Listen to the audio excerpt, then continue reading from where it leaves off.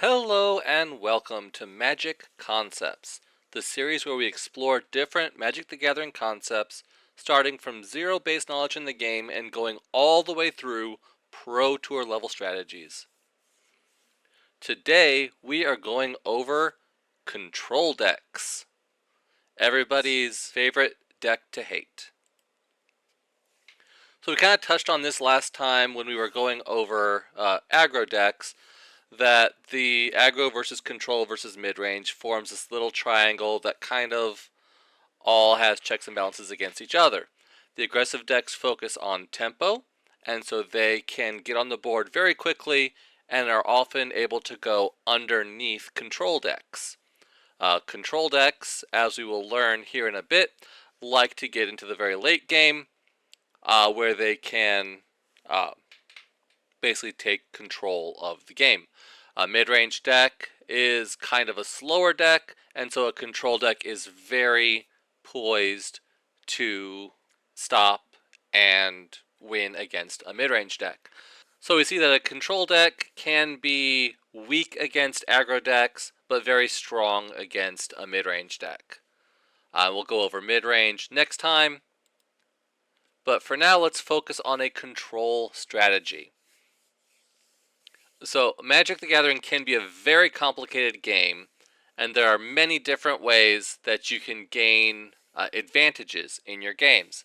Aggro decks like to focus on tempo and making sure that they can apply as much pressure to the board as fast as possible. A control deck, however, seeks to shut down the opponent's game plan, stall the game as long as possible, where they can just win at their leisure. Control decks typically feature or prefer to have very long and complex games. The primary strategy in a control deck is not necessarily to win the game, but to stop the opponent from doing so. Now, all decks have to consider tempo, because your aggro decks are just going to take the field early and try to run away with the game, and it's not very easy to get back from a tempo loss. So a control deck has to keep that in mind in the early game, where they have to maybe go on a more one-for-one tempo strategy to just whatever they can do to stop the opponent from gaining too much tempo. Because the control deck's main advantage or main edge that they're going to get in the game is going to be through card advantage. And we went over that concept in an earlier video as well. So like we said, everything needs to worry about tempo. For a control deck, your tempo in the early game, your main goal is just to not get so far behind that you can't catch back up. So we're going to be using one-for-one removal like Cut Down to stop opponents' tempo games. They play an early 1-1, an early 2-2 to try and rush in and kill you. Cut Down will remove that creature. We can use bounce effects like the adventure side of Hornlock Whale. It will return the creature to their owner's deck, so they have to draw it again, cast it again. It stops your opponent from gaining that tempo and pushing that tempo. Your main goal is going to be to protect your life total at all costs and to prepare for the late game. So the name of the game in the early game is just to survive. If you can survive the early game, you'll find that your opponents will usually run out of resources more quickly, whereas your control deck will get more powerful as the game goes longer.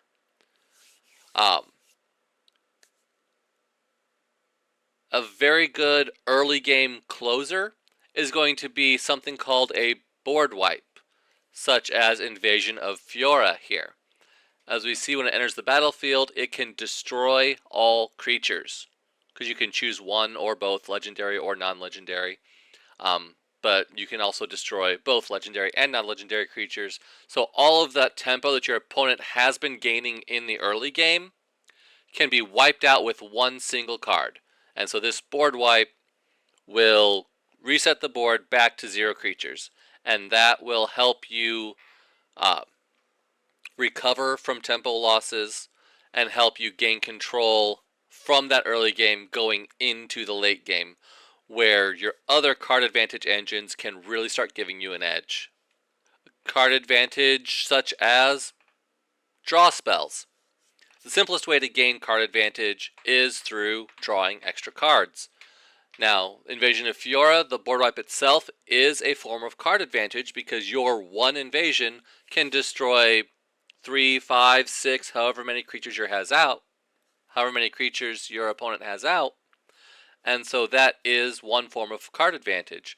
Another one is through Silver Scrutiny, Quick Study, and different cards that let you just draw extra cards off the top of your deck will help ensure that you can find the right answers to your opponent's threats when you need them. So in the late game, your opponent is only going to be drawing one card a turn. They might even be top decking. They might have played all the cards out of their hand and they're just relying on that top card of their library for future turns.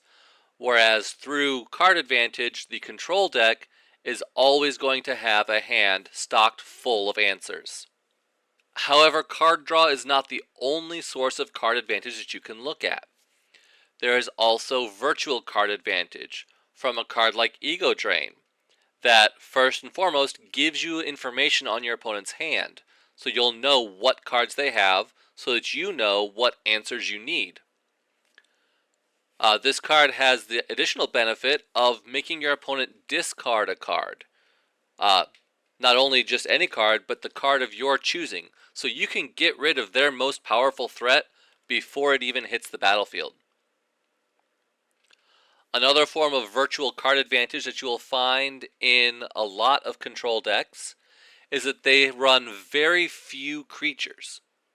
So that your opponent's removal spells, like Cut Down or Go for the Throat, or any other kind of creature removal spells, is essentially blanked or meaningless. It's just like having a blank card in their hand, and that's another form of virtual card advantage.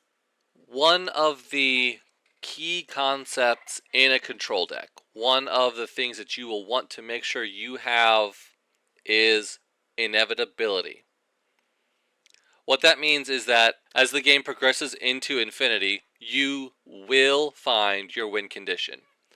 So you'll find that a lot of control decks run very few high power creatures, very few planeswalkers, or other win conditions, because they don't have to have a large number, because they will inevitably find their win condition as long as they can defend themselves and drag the game out indefinitely. The rest of the deck is going to be card advantage to draw their win condition, or defense, like creature removal, so that they can prevent the opponent from winning in the meantime. Generally, your control decks are going to run a higher land count than your aggro deck, and maybe even most of the mid-range decks, running somewhere around 27 lands usually, because it's very important that you hit your land drops every turn, because more powerful cards generally are going to cost more mana. So like Ashiok Wicked Manipulator is one of the win conditions for certain control decks. It costs 5 mana to cast, and so you're going to want to make sure that you have 5 mana to cast Ashiok when you draw it. The main win condition on Ashiok is that over the course of your turns, you can use the +1 ability to gain card advantage. It's an extra card every turn. You get to pick one of the top 2 cards and put that into your hand, and the other one goes into exile. Its -2 ability lets you get virtual card advantage by adding creatures to the battlefield. And then those creatures grow bigger every time you exile a card. And its ultimate ability, -7, is your general win condition for Ashiok, where your opponent exiles the number of cards equal to the mana value of cards you have in exile. So the more cards you exile of higher mana count, the more Ashiok is going to destroy your opponent's deck. But you have to make your land drops to get Ashiok onto the battlefield. And that's why your mana base is going to be super critical in a control deck, because you have to make your land drops. Another key feature of a lot of control decks are going to be permission spells. Much like Ego Drain, these spells are going to remove the threat before it exists. So a permission spell or a counter spell, like Negate or Ice Out, can stop almost any threat before it even becomes a problem. It contributes toward your inevitability by stopping your opponent from casting spells that can dismantle your plan. Once you have gained control of the board through your board wipes or through Ashiok or the Hornlock Whale, spells like Ice Out will help preventing your opponent from getting back into the game. It will stop them from recovering tempo or removing your threats. Permission spells usually can't help you come back from behind, so as far as a 1-for-1, they can stop opponent tempo games in the early game, but generally you're going to be using your permission spells more in the later game to protect your threats. But that's why it's important to have the right mix of removal and permission spells, because you can use your removal spells in the early game for the small threats and save your permission spells for the later game for the bigger threats that are really going to prevent you from winning or enable your opponent to do so. So as you're building a control deck, keep in mind that your number one priority is going to be inevitability. You've got your 1 or 2 really strong win conditions that your opponent is going to have a hard time answering. You're going to have your Ashiok, you're going to have your Hornlock Whale, different cards like that that are just going to turn the game so far in your favor that your opponent can't do anything about it.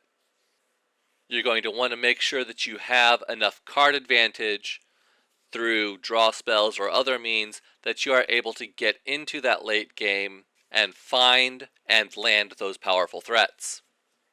Your second priority, especially in the early game, is going to be defense. You have to survive that early game and develop your mana base, or else you'll never make it to the late game to be able to cast your powerful game-winning threats. So it's very important that you do whatever you can to dismantle your opponent's strategies. Whether you're using permission spells, removal spells, just throwing creatures in front to block, whatever you can do, it's very important that you stop your opponent from doing what's going to make them win. You have to be prepared for anything. The best way to do that is to know what strategies you're likely to encounter. So if you are playing in a standard format against a black deck, it's important to know that Sheoldred the Apocalypse is a very large, very powerful threat that is going to come out at the 4 mana area, so you need to have either a removal spell or a counter spell ready for when it does. There are other decks that are common to a lot of formats. It's very important to do a little bit of research into what decks and what strategies you are likely to encounter in a given event. And that way you can know which spells need to be countered, which creatures need to be removed, and which ones aren't really a threat and can hang around for a while and just be swept away with your board wipes. But it's easy to talk about these priorities and early game defense. Let's go ahead and look at how a control deck handles these strategies in an actual game. Alright, we've got mana, we've got draw, we've got bounce. We are good to go.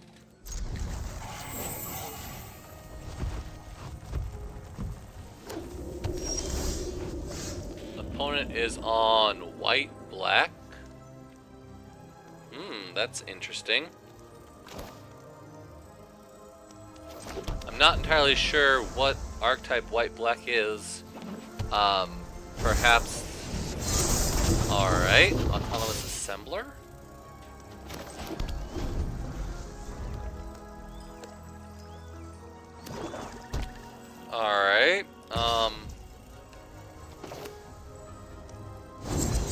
Might as well go ahead and breach it just so that we can get it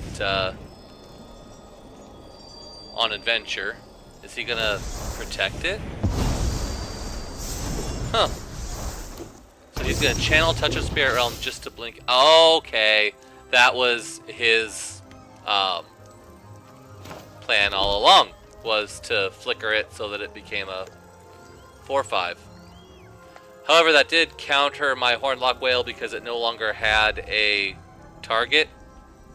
So that was a good move by the opponent.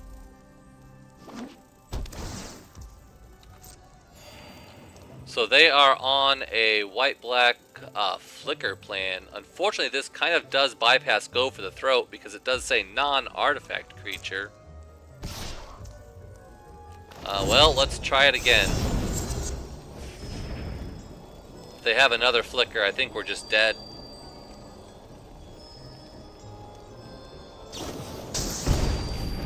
Ooh, Werefox Bodyguard. Not exactly a flicker, but it does exile it so that my Hornlock Whale does not resolve. And now if Bodyguard dies, he gets the 4/5 back.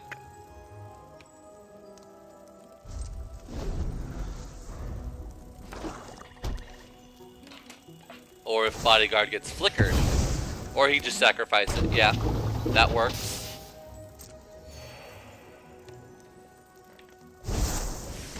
And a Combat Thresher. Alright, well he is definitely loading up on those prototypes. I have not seen a white-black prototype deck. This is very interesting.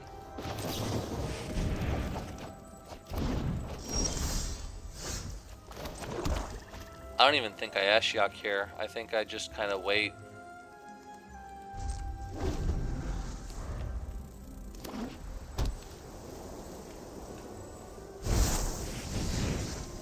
And Steel Seraph, very nice. Alright, so he is loading up the board. Hopefully he's out of flickers.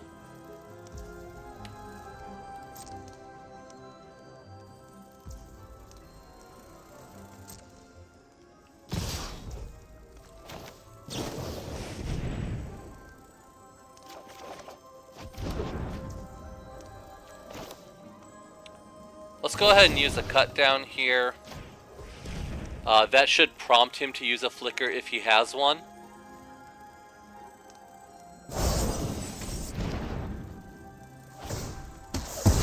Essentially the same thing. It comes back into play.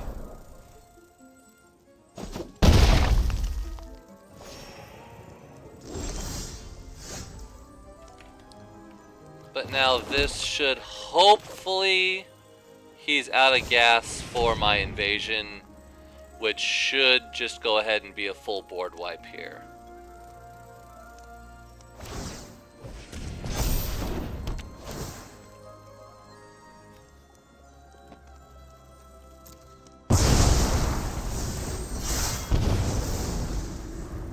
Alright, so we survived the early stages of that. Let's see if we can't find a way to close the game out. With another Combat Thresher, very nice. Alright, let's...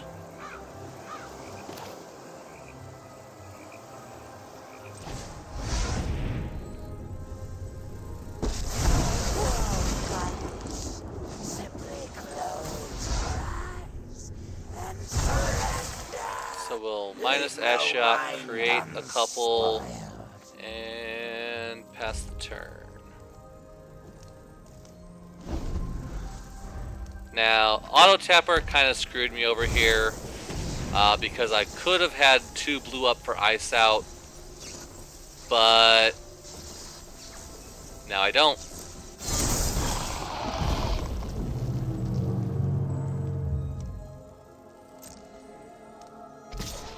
I think we'll just go ahead and let it hit. It's not going to kill Ashiok. Do not test me. The Lucid are exhausting. Let's go ahead and plus for some card advantage. Another Ashiok. Actually, that's not a bad play. I think we'll exile the land, take the Ashiok. Because he's going to try to kill Ashiok next turn, and so I can just let him do it, and then cast another one. So I think for here we just pass.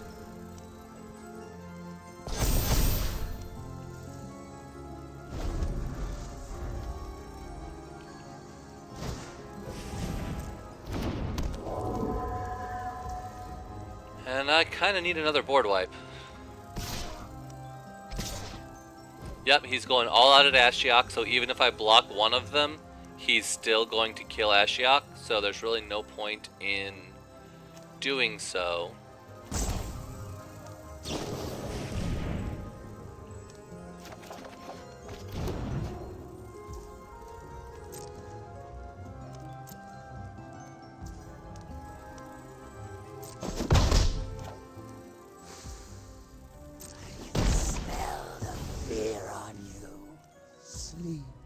With one eye.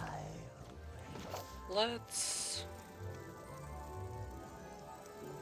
Nah, there's no point in doing go for the throat now. Let's just go ahead and quick study again.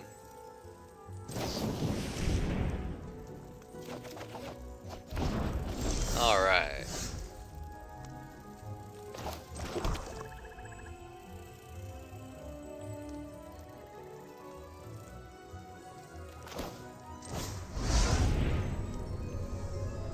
And Ashiok number 2. A beautiful nightmare.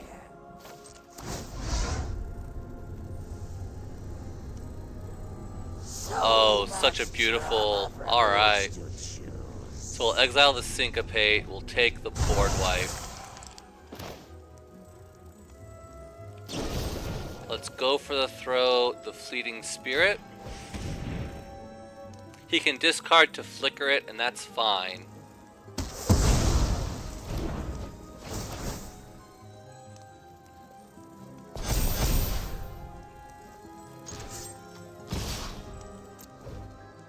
Let's go ahead and flip over Fiora.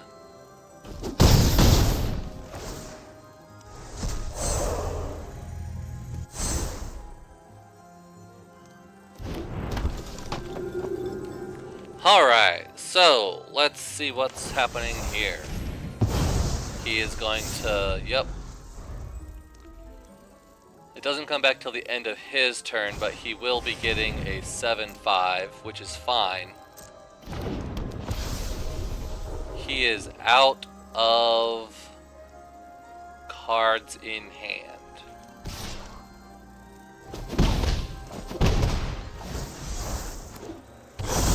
Alright, so the opponent survived one board wipe. What about second board wipes? Destroy all non-legendary.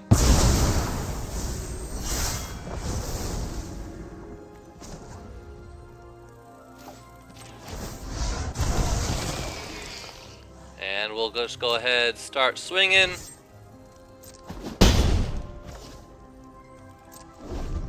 And this is what we mean with inevitability.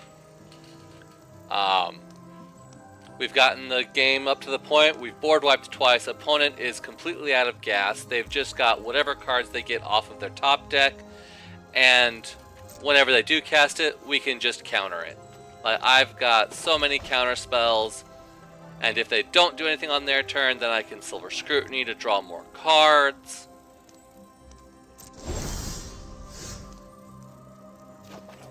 And now with Marchesa, I'm just drawing even more. Alright.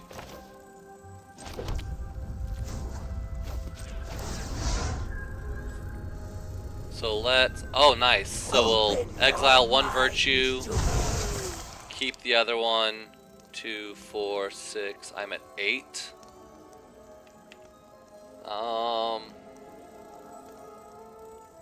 Honestly, I think I'm just going to cast Virtue on Virtue's side.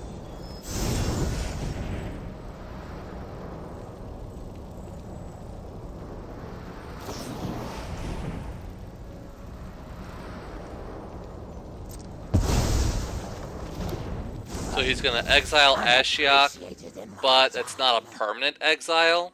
I can still cast it, it's just going to cost a little more.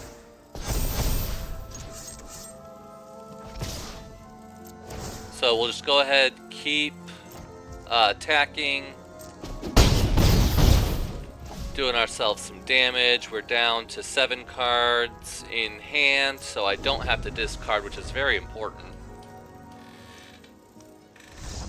And yeah, opponents had enough.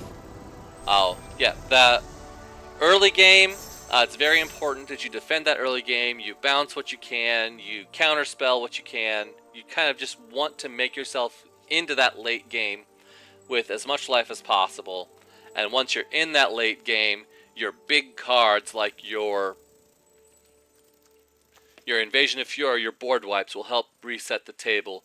Your Ashiok will give you just some card advantage, creature advantage, get them back on the board. Virtue of Persistence, you can get back not only your big creatures out of the graveyard, but your opponent's big creatures too. So with that Virtue, I'm able to get back his 7/5 lifelink, his 5/4 flying, his 3/3 double strike. All of these things I can bring back now with that big heavy Virtue.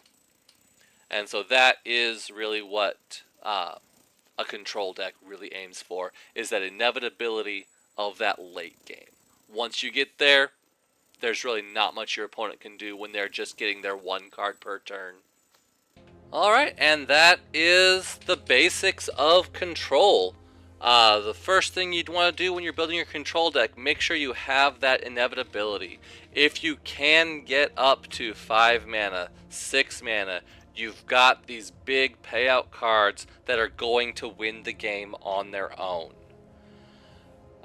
Your card advantage is very important with like Quick Study to draw you more cards, Silver Scrutiny to draw more cards, even virtual card advantage like Ego Drain to see what your opponent is doing. Even though you're basically 2-for-1ing yourself by exiling a card, you get to all the information in their hand, you see what their strategy is, so that you know what spells you will need to counter with Syncopate and Negate or Ice Out, and what creatures you need to kill with Cut Down or Go for the Throat, or even Rankle's Prank. And you can use Beseech the Mirror to find whatever piece you're missing. And even that drawback to Ego Drain, that exiled card, still helps pump up Ashiok's -7 win con. So definitely, when you're building your control strategy, look for that inevitability, look for that powerful late game, that card advantage. During the early game, you're just trying to stay alive, killing your opponent's creatures with Cut Down, Go for the Throat, keeping the board clear with your negates, your ice outs, and just survive that early game. And once you get into the late game, once you've developed your mana base, you can take care of any remaining creatures with your board wipe in Invasion of Fiora, and then you can just dominate the late game.